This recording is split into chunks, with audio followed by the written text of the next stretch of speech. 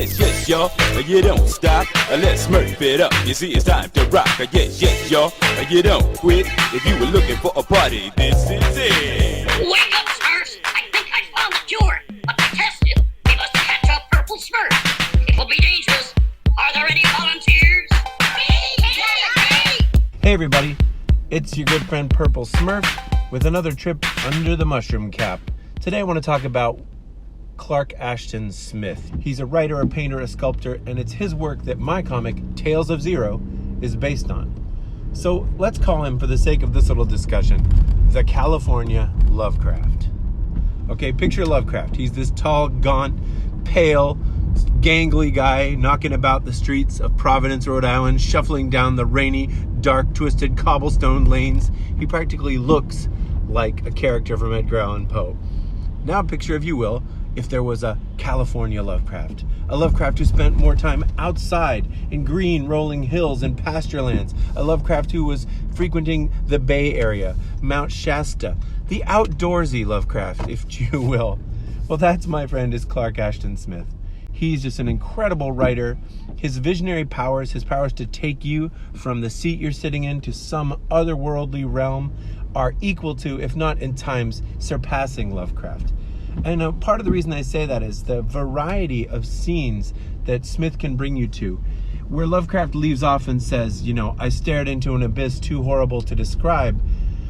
Clark Ashton Smith will simply arrive there before you've had a chance to realize that you made the journey. Then you and the protagonist start to put together the world you're in.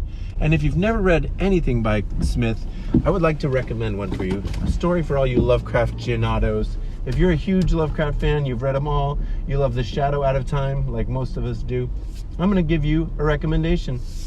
It's called The City of the Singing Flame. I'm going to give you a quick summary for this episode of Under the Mushroom Cap, and then you go check it out. Maybe you will have a new favorite cosmic horror writer. So, The City of the Singing Flame. Here's a little quick story summary.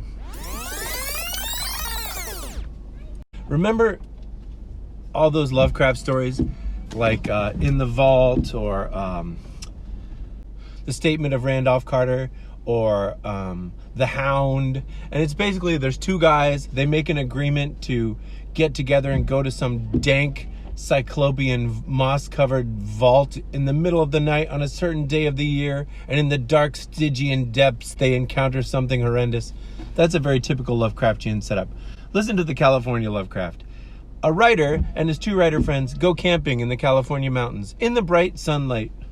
See the difference? It's wonderful.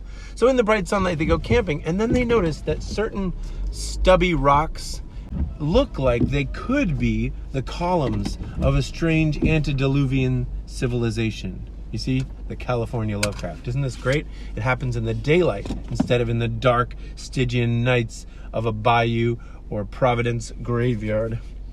So one of them finds two of these little stubby green stones that look like the bases of eroded columns, and when he steps through, he enters a dimensional gateway, falling and falling. And this is what I mean about where Lovecraft would pause and say, I stood on an abyss of a cosmic vista too bizarre to explain.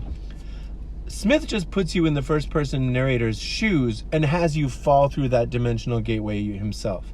Then, in the eyes of this character, you wake up, and in this altered dimension, he discovers the City of the Singing Flame. I can't even tell you how beautifully it's described. But if you've ever seen the movie Fantastic Planet, it has shades of that to it. I just don't want to spoil it for you. But it is absolutely a phenomenal story. If you've never read anything by Smith and you're a Lovecraft fan and you want a new favorite writer, check out City of the Singing Flame. In fact, it's so good, he wrote a sequel to it, and the sequel doesn't suck. Anyway, that's it for Under the Mushroom Cap. Check out the California Lovecraft, Clark Ashton Smith. And he is the inspiration for my comic, Tales of Zero, available on Indiegogo now. Check it out. Lines by the incomparable Matthew Queen. Script and colors by me, the Purple Smurf. And it's going to take you on your own psychedelic, multicolored Lovecraftian adventure. And it is a love letter to the California Lovecraft, Clark Ashton Smith. Back it today. Enjoy. And I'll see you on our next trip under the Mushroom Cap.